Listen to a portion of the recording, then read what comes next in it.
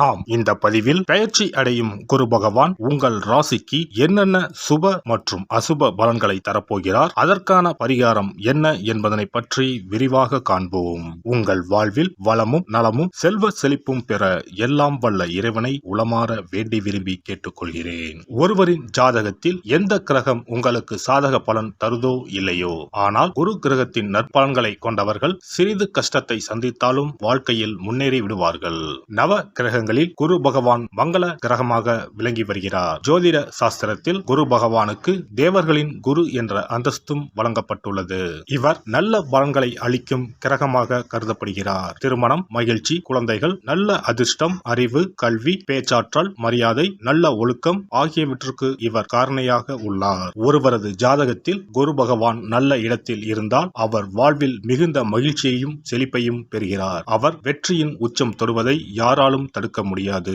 குருவின் அருள் பெற்ற நபர்களுக்கு அறிவாற்றல் மேம்பட்டு சமூகத்தில் நல்ல கௌரவமும் பெற்றிருப்பார்கள். 12 ஆண்டுகளுக்கு பிறகு குரு பகவான் ரிஷப ராசியில் பிரவேசிக்க உள்ளார். ஜோதிடத்தில் முக்கிய கிரக பெயர்ச்சிகளில் ஒன்றாக கருதப்படுவது குரு பெயர்ச்சி.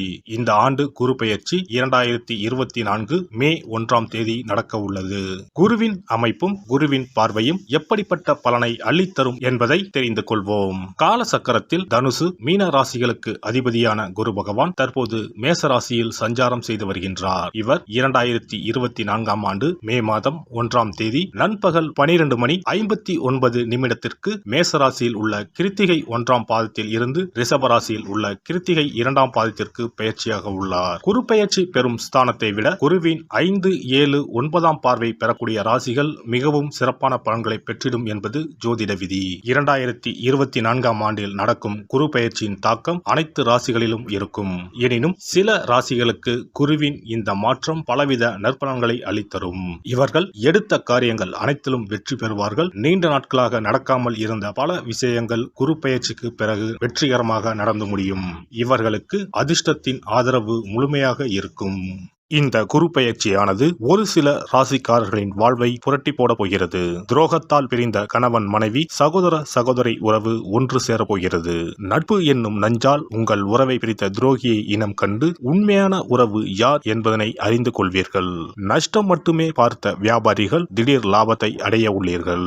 திடீர் லாட்டரி அடித்தது போல லாபம் இரட்டிப்பாகும். சனி பார்வையினால் ஏற்படும் காம சிந்தனைகள் இந்த குரு பெயர்ச்சியினால் சரியாகும். தகாத பெண் உறவை தவிர்த்து ஆன்மீக பயணத்தை தொடர்வீர்கள். சதி எதுவாக இருந்தாலும் அதை முறியடிப்பது சிவனின் விதியாகும். சிவனின் துணை இருந்தால் எதிரில் யமனே வந்தாலும் சமாளித்து வெற்றி அடையலாம். இனி உங்கள் ராசிக்கான பலன்கள் என்ன என்பதனையும் அதற்கான பரிகாரம் என்ன என்பதனையும் பார்ப்போம். புதன் பகவானை ராசி அதிபதியாக கொண்ட மிதுன ராசி அன்பர்களே, உங்களுடைய ராசிக்கு லாபஸ்தானத்தில் பயணம் செய்யும் குரு பகவான் சித்திரை மாதம் முதல் உங்கள் ராசிக்கு 12ஆம் வீட்டிற்கு வரப்போகிறார். இதனால் நிறைய பண வருமானம் வரும், சுப விரயங்களும் ஆகும். குரு பகவானின் பார்வை உங்கள் ராசிக்கு 4ஆம் வீட்டின் மீது விழுகிறது. 4ஆம் பாவம் சுகஸ்தானம். வீடு, மனை, தாயார், வாகன சுகம் ஆகியவற்றை குரு பகவான் பார்ப்பதால் வீடுமனை வாங்கும் யோகம் அமையும். வண்டி வாகன மாற்றம் வரும். வீடு விஸ்தரிப்பு செய்வதுடன் வீட்டை புதுப்பித்து கட்டக்கூடிய வாய்ப்பு வரும். உங்கள் ராசிக்கு 6ஆம் இடத்தை குரு பார்க்க போவதால் கடந்த காலங்களில் அஷ்டமசனியால் வாங்கிய கடனுக்கு வட்டி கட்ட முடியாமல் தடுமாறி தலைமறைவான உங்களுக்கு கடன்கள் அடைபடும். வருமானம் அதிகரிக்கும். முடங்கிய தொழில்கள் மீண்டும் அதிக லாபம் தரும்.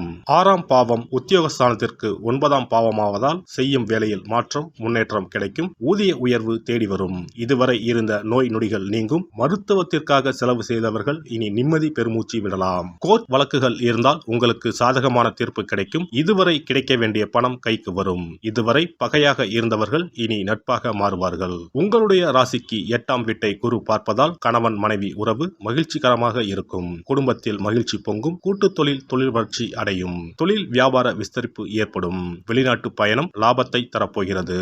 நன்றாக சம்பாதித்து அசையா சொத்துக்கள் வாங்கும் நேரம் கைகூடி வரப்போகிறது. பல வழிகளில் பணம் வந்தாலும் சேமிப்பே இல்லையே என்ற நிலை மாறி கையிருப்பு சுறுசுறுப்பு அதிகமாக சேரும். பெண்களுக்கு எதிர்பார்த்த தகவல்கள் தாமதமாக வரும். கூட இருப்பவர்களிடம் எந்த விஷயத்தையும் சொல்லும் போது கவனம் தேவை. அரசியல்வாதிகளின் பேச்சுக்கு மதிப்பும் மரியாதையும் உயரும். முயற்சிகளில் எந்த ஒரு தடையும் இல்லாமல் வெற்றிகளை பெறுவீர்கள். எதிர்பார்த்த தலைமை பதவிகளும் கிடைக்கும். புகழின் உச்சிக்கே செல்வீர்கள். உங்களின் செல்வம் செல்வாக்கு யாவும் உயரும். மக்களின் ஆதரவு பெருகும். கலைத்துறையினருக்கு புதிய வாய்ப்புகள் தேடி வந்து கதவை தட்டும். உங்களை வேண்டாம் என புறக்கணித்தவர்களும் வாய்ப்பை வாரி வழங்குவார்கள். நீங்கள் நடித்த படங்களும் வசூலில் முதலிடம் வகிக்கும். போட்டி பொறாமைகள் விலகும். தடைப்பட்ட பணவரவுகளும் தடைகள் நீங்கி கிடைக்கப்பெறும். வெளியூர் வெளிநாடுகளுக்கு செல்லும் வாய்ப்புகளும் உண்டாகலாம். மாணவர்களுக்கு பாடங்களை படிக்கும் போது மனதை ஒருமுகப்படுத்தி படிப்பது நல்லது. கவனம் சிதறவிடாமல் இருப்பது வெற்றிக்கு வழிவகுக்கும். மிருக சிரிஷம் 3-4 பாதங்கள். இந்த குரு பெயர்ச்சியால் உடல்நலத்தில் கவனம் தேவை. குடும்பத்தில் இருப்பவர்களால் திடீர் டென்ஷன் உண்டாகலாம். கவனம் தேவை. பிள்ளைகளை அனுசரித்து செல்வது நல்லது. கோபத்தை கட்டுப்படுத்துவதன் மூலம் காரியங்களை சாதகமாக செய்து முடிக்க முடியும். எதிர்பார்த்த தகவல் தாமதப்படலாம். திருவாதிரை நட்சத்திரம்.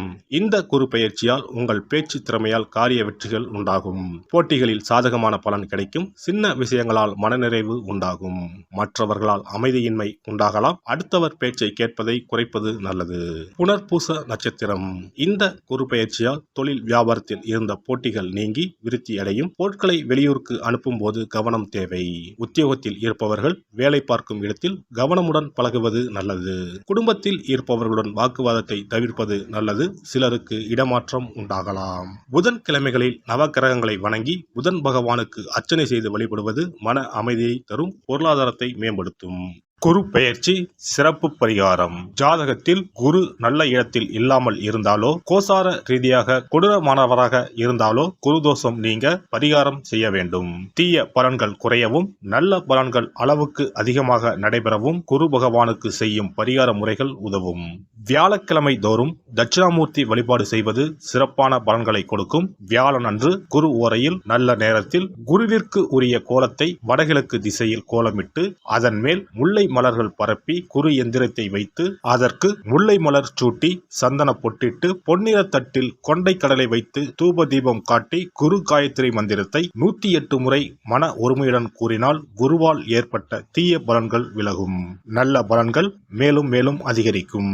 வியாழக்கிழமை அன்று வீட்டில் நெய் தீபம் ஏற்றி வழிபடுதல். குருவுக்கு உரிய வஸ்திரம் தானியம் கொண்டு வழிபடுதல் நல்லது.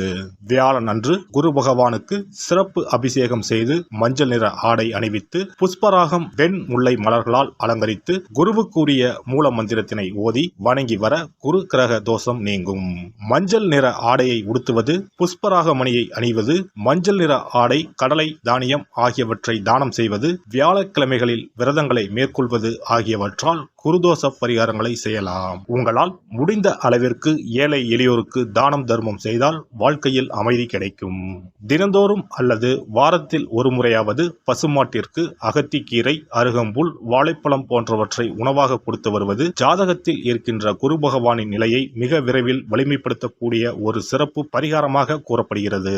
ஜாதகத்தில் குரு வலிமை இழந்திருக்கும் நிலையில் வியாழக்கிழமைகளில் அவருக்கு உரிய மஞ்சள் நிறத்தில் இருக்கும் லட்டுகளை வாங்கி தட்சிணாமூர்த்திக்கு நைவேத்தியம் செய்து கோவிலுக்கு வரும் பக்தர்களுக்கு வழங்குவதும் மங்களகரமான மஞ்சள் நிற பொருட்களை பிறருக்கு தானம் கொடுப்பதும் சிறந்த பரிகாரங்களாகும். குரு பகவானின் பரிபூர்ணமான அருள் கிடைக்க கோவில்களில் நடைபெறும் யாக பூஜைகளுக்கு தேவையான பொருட்களை வாங்கி தரலாம். ஒரு முறையாவது ஆலங்குடி சென்று குரு பகவானை வழிபாடு செய்து வாருங்கள். அல்லது தஞ்சாவூர் அருகே இருக்கக்கூடிய திட்டைக்கு சென்று ராஜகுருவாக இருக்கும் குரு பகவானை வணங்கினால் மலையளவு இருக்கக்கூடிய கஷ்டங்கள் கூட கடுகளவு குறையும். குலதெய்வ வழிபாடு நன்மை பயக்கும். முடிந்தால் மாதம் ஒரு முறை குலதெய்வ கோவிலுக்கு சென்று வழிபட்டு வருவது நல்லது.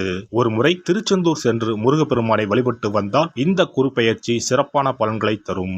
உங்களின் வாழ்க்கையில் பொருள் ஈட்டும் முயற்சிகள் அனைத்தையும் வியாழக்கிழமைகளில் தொடங்குவதும் நல்ல பலனை கொடுக்கும். குறிப்பாக வியாழக்கிழமைகளில் வருகின்ற ஏகாதசி தினங்களில் நற்காரியங்களை தொடங்கினால் நன்மைகளை பெறலாம். வியாழக்கிழமைகளில் தங்கள் சக்திக்கு இயன்ற அளவில் அன்னதானம் செய்வது குரு பகவானின் நல்லருளை உங்களுக்கு பெற்றுத்தரும். அன்னதானம் செய்வதன் காரணமாக உங்கள் ஜாதகத்தில் இருக்கின்ற குரு கிரக தோஷங்கள் நீங்கி குரு கிரகத்தை பலப்படுத்தி உங்கள் வாழ்க்கையில் நீங்கள் விரும்பிய பலன்கள் தங்க தடையில்லாமல் கிடைக்கச் செய்யும். எல்லாம் வல்ல இறையருளால் நீங்களும் உங்கள் அன்பு குடும்பமும் உடல் நலம், நீலாயுள், நிறை செல்வம், உயர் புகழ், மெய்ஞானம் ஓங்கி வாழ்க வளமுடன். இந்த வீடியோ பதிவு உங்களுக்கு பிடித்திருந்தால் லைக் பண்ணுங்க, கமெண்ட் பண்ணுங்க, ஷேர் பண்ணுங்க, மறக்காம சப்ஸ்கிரைப் பண்ணுங்க, பக்கத்துல இருக்கிற பெல் பட்டனை கிளிக் பண்ணுங்க. நன்றி, வணக்கம். ஓம் நமச்சிவாய. சிவாய நம.